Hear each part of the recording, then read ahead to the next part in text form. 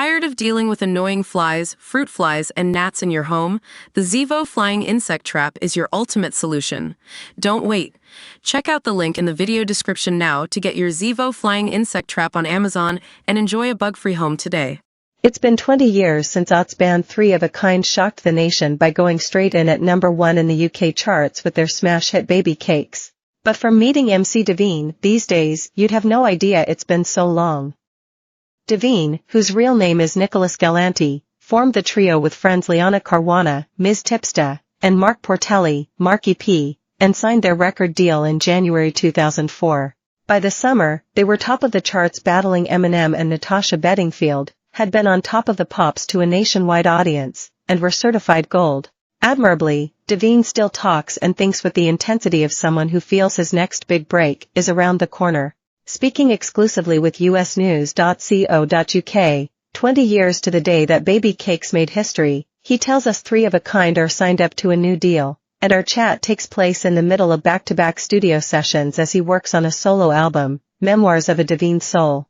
Just over 2 decades ago, Davine was on the cusp of his first big break with his mates Liana and Mark, who he says only met each other for the first time on the day they went into the studio to record their future #1 smash. Baby Cakes was the first thing we worked on. Me and Liana were working on tracks that we could do, and Baby Cakes was the first in the pipeline for us. We were just gonna do it as a duo, but then Mark showed me an instrumental, the one everyone's heard. Mark and Liana first met each other on the day. It was crazy how things worked out. We put the group's name together, we got in our local paper, The Advertiser in East London.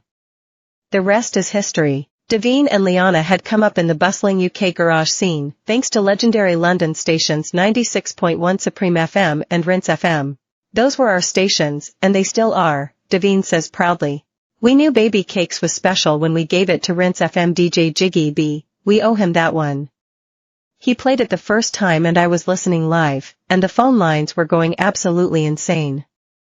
They just kept rewinding it and starting again. To get the latest news from the capital, visit usnews.company UK's London news hub.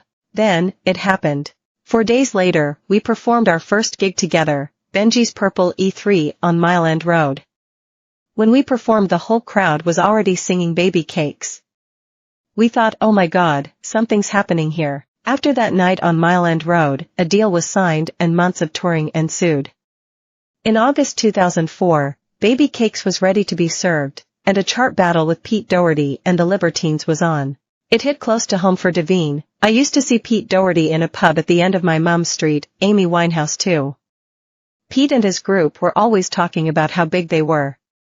I used to overhear him, and I never used to think I'd be going up against him. Shifting 55,000 copies in its first week, Baby Cakes went to #1 as a brand new entry, knocking Busted's Thunderbirds theme off the top and apparently causing Natasha Bedingfield's team to delay the release of these words by 7 days. I got told, her team wanted #1 and here we were, a group from Stepney, we sold millions of ringtones and somehow beat Eminem and Crazy Frog and that. Natasha was coming off the success of her brother Daniel, and we were somehow ahead of her and the Libertines. Looking back at the ringtone charts from 2004, Davine remembers correctly. Baby Cakes was the top-selling ringtone of that year, beating Eminem, Usher, Eric Prydz, and even DJ Casper's Cha-Cha Slide. To Davine, the success of Baby Cakes wasn't a surprise. I don't think there's any song that could top Baby Cakes. Not just for me, but for many artists around me.